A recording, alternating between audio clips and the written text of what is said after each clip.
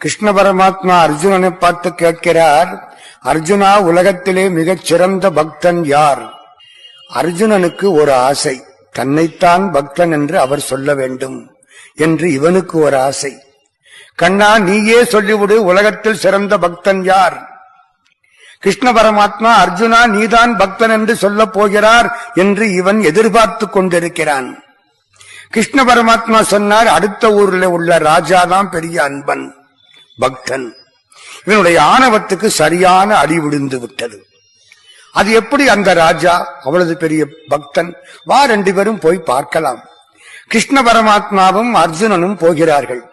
அந்த மகாராஜா கண்ணனை பார்த்தவுடனே ஓடி வந்தான், காலில் விழுந்தான், கும்பிட்டான், அழைத்துக் கொண்டு சென்றான். அரியணையிலே கண்ணனை அமர்த்தினான்.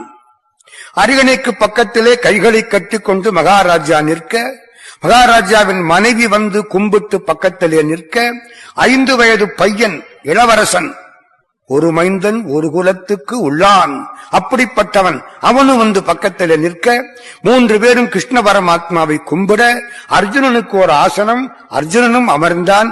கண்ணபெருமான் இப்பொழுது அரசனை பார்த்து கேட்கிறார், அரசே, உன்னிடம் ஒன்றை வேண்டி வந்தேன், தருகிறேன் அப்படின்னு அரசன் சொல்லல. தருகிறேன்னு சொன்னா என்னதுங்கிற எண்ணம் இருக்குன்னு அர்த்தம். கண்ணா, உன் திருவுள்ளம்னா எல்லா சொத்தும் உன்னுடையது, நான் என்ன உனக்கு கொடுக்கிறது?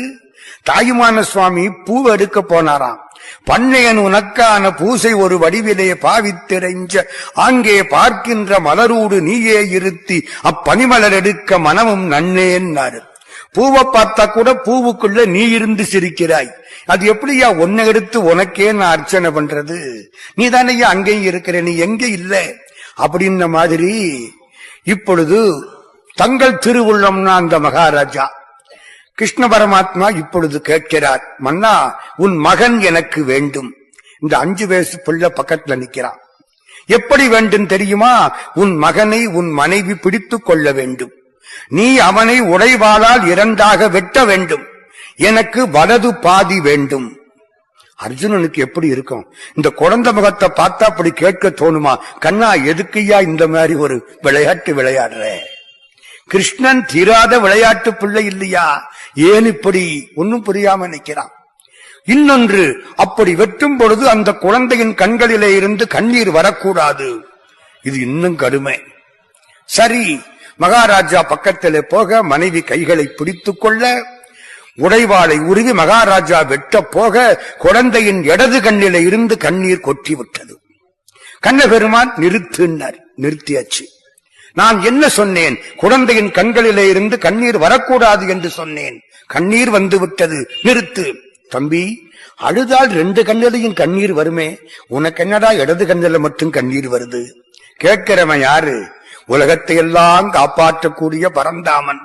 அவன் கேட்கிறான், காராய வண்ண மணிவண்ண கண்ண கனசங்கு சக்கரதரணி சீராய தூய மலர்வாய நேய ஸ்ரீராமராமன் எனவே தாராய வாழ்வு தருணஞ்சு சூழ்க தாமோதராய நமவோம் நாராயணாய நமவாமனாய நமகேசவாய நமவே என்று ராமலிங்க சுவாமி அருட்பாவில யார பாடினாரோ அந்த கிருஷ்ண பரமாத்மா இப்பொழுது கேட்கிறான்.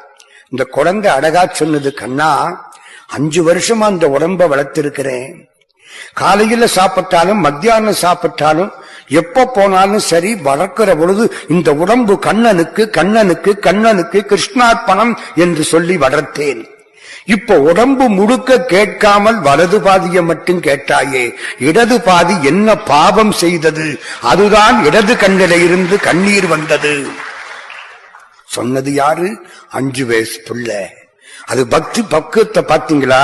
நம்மெல்லாம் பக்தன்னு சொல்றமே, அந்த குழந்தைக்கு பக்கத்தில் கூட நம்மளால நிக்க முடியுமா?